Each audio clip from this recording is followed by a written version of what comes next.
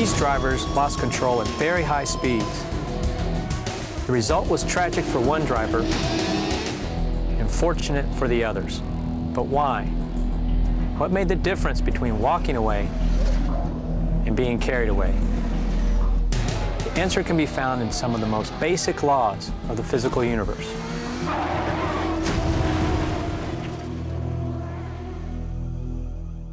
Hi, my name is Griff Jones. I teach high school physics. And behind me is the Insurance Institute for Highway Safety's Vehicle Research Center. It's a fascinating place where research engineers assess the crash performance of vehicles by running tests, and where they evaluate new technologies to prevent injuries, like this state-of-the-art head protection system. What's exciting for me is that this is a laboratory of practical applications in the subject I teach. And because they're set up here to crash cars and analyze those crashes, this research center provides a perfect venue for illustrating the physical laws that govern the outcome of car crashes. So follow me, and for the next few minutes, I'll take you behind the scenes where we can explore the basic science behind vehicle crashes. Let's learn about car crashes and physics. Why'd this dummy get left behind? It's called inertia, the property of matter that causes it to resist any change in its state of motion. Galileo introduced the concept in the late 1500s, and almost 100 years later, Newton used this idea to formulate his first law of motion, the law of inertia. It's why the dummy fell off the back of the truck. It was at rest, and it wanted to remain at rest. That's inertia. It's the same property that keeps the china on the table as you pull the tablecloth out from under it.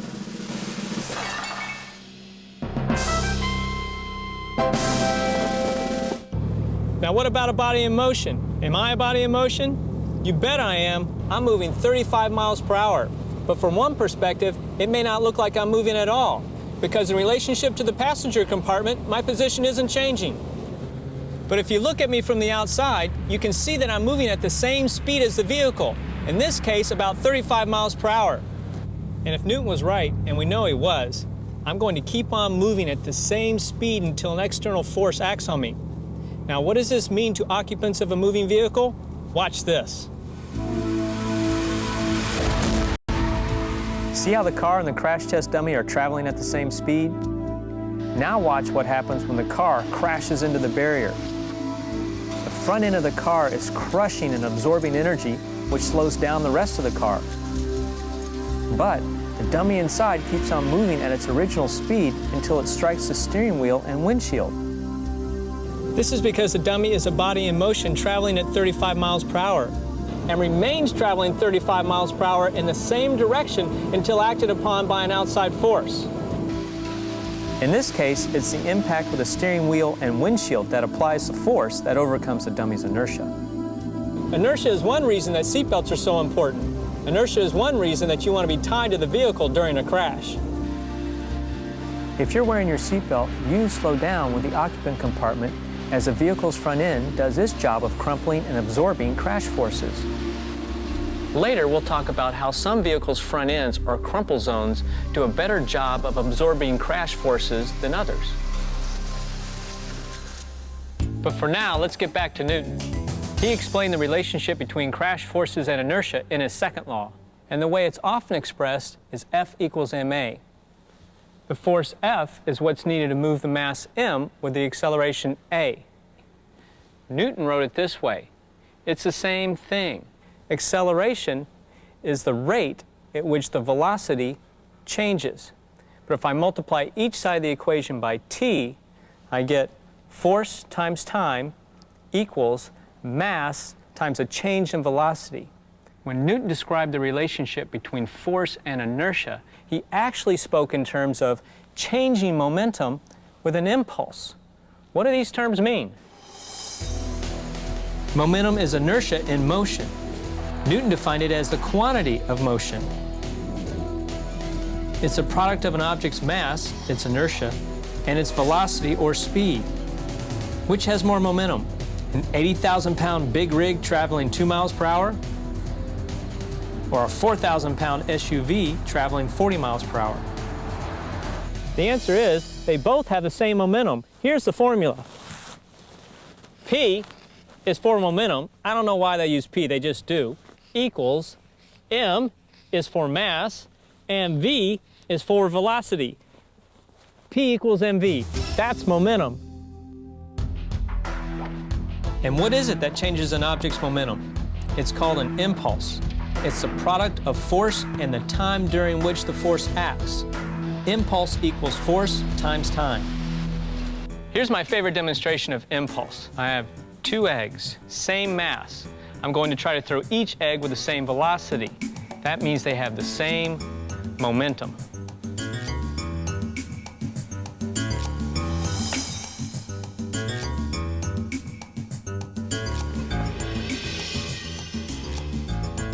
If the impulses were equal, why do we have such dramatically different results? The wall applies a big stopping force over a short time. The sheet applies a smaller stopping force over a longer time period. My students say the sheet has more give to it. Both stop the egg, both decelerate the egg's momentum to 0, but it takes a smaller force to reduce the egg's momentum over a longer time. In fact, so much smaller that it doesn't even crack the egg shell. Now let's relate this to automobiles. Both of these cars have the same mass, and both are traveling at the same speed, 30 miles per hour. Like the eggs, they have equal momenta. As a result, it will take equal impulses to reduce their momenta to 0. One car will stop by panic braking, and the other by normal braking. If both drivers are belted so they decelerate with their vehicles, the driver of the car on the bottom will experience more force than the driver on top. This is because if the impulses must be equal to decelerate each car's momentum to 0, the driver that stops in less time or distance must experience a larger force and the higher deceleration. A g is a standard unit of acceleration or deceleration. People often refer to g's as forces, but they're not.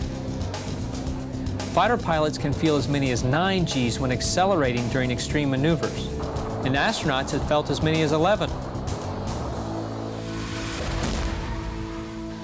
People in serious car crashes experience even higher g's, and this can cause injury. Now consider what happens when a car traveling 30 miles per hour hits a rigid wall, which shortens the stopping time or distance much more than panic braking. Let's again assume the driver is belted and decelerates with the passenger compartment. And let's also assume the car's front end crushes 1 foot with uniform deceleration of the passenger compartment throughout the crash. In this crash, the driver would experience 30 Gs. However, if the vehicle's front end was less stiff, so it crushed 2 feet instead of 1, the deceleration would be cut in half to 15 Gs. This is because the crush distance, or the time the force is acting on the driver, is doubled.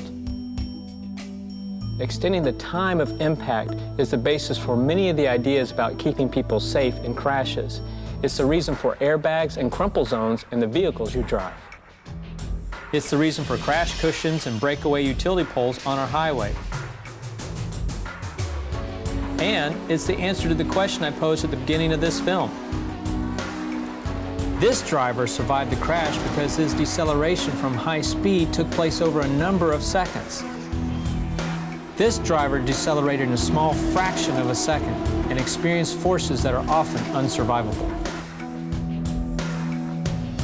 Up to now, we've been looking at single vehicle crashes, but if we look at 2 or more objects colliding, we have to use another one of Newton's laws to explain the result. Even though the first cars wouldn't appear on the roads for over 200 years, collisions were an active topic of physics research in Newton's day. Back in 1662, Newton and his buddies formed one of the first international science clubs. They call it the Royal Society of London for Improving Natural Knowledge. One of the first experiments they did was to test Newton's theories on collisions using a device like this. What do you think is going to happen when I release this ball and it collides with the others? Let's try 2. It's as if something about the collision is remembered or saved. Newton theorized that the total quantity of motion, which he called momentum, doesn't change, it's conserved. This became known as the law of conservation of momentum, and it's one of the cornerstone principles of modern physics.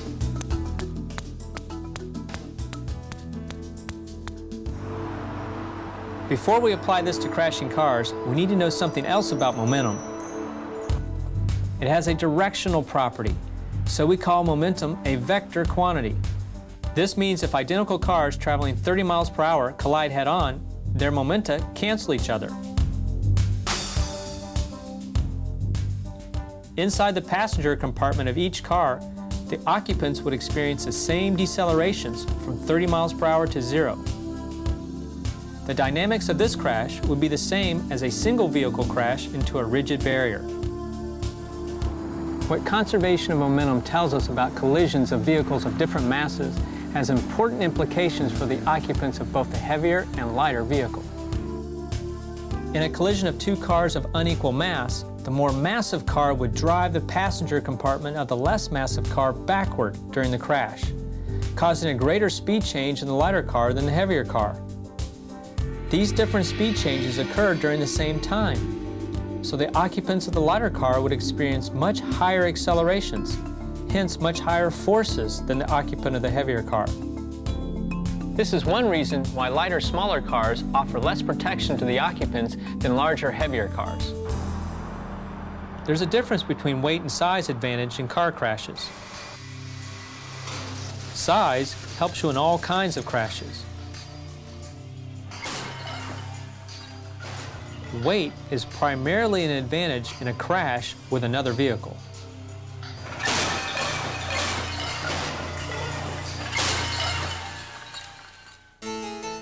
Newton was a pretty brilliant guy. The laws of motion he advanced over 300 years ago are still used today to explain the dynamics of modern-day events like car crashes. But even Newton failed to recognize the existence of energy. Even though it's all around us, energy is tough to conceptualize. Scientists have had difficulty defining energy because it exists in so many different forms. It's usually defined as the ability to do work, or as one of my students says, it's the stuff that makes things move. Energy comes in many forms. There's radiant, electrical, chemical, thermal, and nuclear energy. In relating the concept of energy to car crashes, though, we are mostly concerned with motion-related energy, kinetic energy. Moving objects have kinetic energy. A baseball thrown to a batter, a diver heading toward the water, an airplane flying through the sky, a car traveling down the highway, all have kinetic energy. But energy doesn't have to involve motion. An object can have stored energy due to its position or its condition.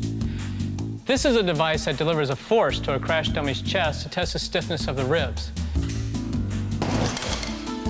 The force is a result of the kinetic energy being transferred from the pendulum to the dummy's chest. As the pendulum sits at its rated position, its potential energy is equal to its kinetic energy at impact. When it is released and begins traveling towards the dummy's chest, the potential energy transforms into kinetic energy. If we freeze the pendulum halfway, what is its potential versus kinetic energy? They are equal. When has the pendulum reached its maximum kinetic energy? Here, at the bottom of its swing. The amount of kinetic energy an object has depends upon its mass and velocity. The greater the mass, the greater the kinetic energy. The greater the velocity, the greater the kinetic energy. The formula that we use to calculate kinetic energy looks like this. Ke, that's kinetic energy, equals 1/2 mv squared. That's the velocity multiplied by itself. And if you do the math, you'll see why speed is such a critical factor in the outcome of a car collision. The kinetic energy is proportional to the square of the speed. So if we double the speed, we quadruple the amount of energy in a car collision. And energy is the stuff that has potential to do damage. The connection between kinetic energy and force is that in order to reduce a car's kinetic energy, a decelerating force must be applied over a distance. That's work. To shed 4 times as much kinetic energy requires either a decelerating force that's 4 times as great, or 4 times as much crush distance, or a combination of the two. The rapid transfer of kinetic energy is the cause of crash injuries. So managing kinetic energy is what keeping people safe in car crashes is all about. Brian O'Neill is the president of the Insurance Institute for Highway Safety. And identical to that. That's incredible. So one of the things we do, we put grease paint on the... He runs the Vehicle Research Center and is one of the foremost experts in the world on vehicle safety. Where the dummy hits. We use the term crashworthiness to describe the protection a car offers its occupants during a crash. Now, crashworthiness is a complicated concept because it involves many aspects of vehicle design. The structure, the restraint system, it all adds up to this single term we use, crashworthiness. We use the stripped-down body to illustrate the concepts of good and poor structural designs for modern crashworthiness. Brian, why is it important for the vehicle structure to perform well in a crash? Well, this is what's left of the body and structure of a car that was in a crash, and we use this to illustrate the point. Basically, we want the occupant compartment or the safety cage to remain intact. We don't want any damage or intrusion into this part of the vehicle during the crash. Okay. We want all of the damage of the crash confined to the front end. So even though all this metal looks the same, it's actually different. The green metal is intended to crumple, to give in the collision. If we can crumple the front end of the car without allowing any damage to the occupant compartment, then the people inside can be protected against serious injury. Basically, we want the front end to be buckling during the crash so that the occupant compartment is slowed down at a gentler rate. Right. Kind of like jumping off of a step and keeping your knees straight and landing on the floor versus bending your knees when you land. Exactly the same concept. So this is a vehicle that did well because there's very little intrusion anywhere in the occupant compartment. These elements here, even though they're strong enough to hold an engine and suspension, actually buckled and crushed just like they're designed to do. So the damage is confined to the front end. We look at a vehicle like this, and this is an example of a very poor safety cage. This vehicle was in a 40-mile-an-hour crash, and as you can see, that the occupant compartment has collapsed. It's been driven backwards. As a result, the driver's space has been greatly reduced. So someone sitting in this vehicle is obviously at a high risk of injury. So even if the restraint systems do function properly, the airbag, the seat belts, the person still is in great danger. This person in this vehicle, even with a belt system and an airbag, is at significant risk of injury because the compartment is collapsing. So it's analogous to shipping a box of china. You can have all the best packing in the world around the china, but if the box is weak, you're going to break the china. When the safety cage collapses, you're going to have injuries to the occupants. So this is an example of poor crashworthiness. But this vehicle was in the same crash, 40-mile-an-hour, offset crash, and you can see that now the safety cage has remained intact. There's very little intrusion anywhere. The damage is confined to the crumple zone of the vehicle. This is the way it should be. A person in a crash like this, wearing their seat belt and protected by the airbag, can walk away from the crash with no injury. Right. If I stand over here and I just look towards the rear of the car and I ignore the airbag, this doesn't even look like it's been in a crash. That's right. This is good performance, good crashworthiness. In our shipping box analogy, this is an example of a strong box. That's right. The people in this box will be protected. Brian, obviously this car performed well, but what's in the future for crashworthiness? This is an illustration of how good we can do with frontal crashworthiness, but frontal crashes are only part of the problem. We obviously also have to pay attention to other crash modes, and one of the most important is the side impact crash. Now, this is a vehicle that was in a severe side impact crash. This vehicle was going 20 miles an hour sideways into a pole. And as you can see, in a side crash, you don't have all the crush space you have in a frontal crash. We just have the width of the door and the padding, and in this case, we have an airbag on the inside, which creates even more space. We inflate the airbag to create more crush space.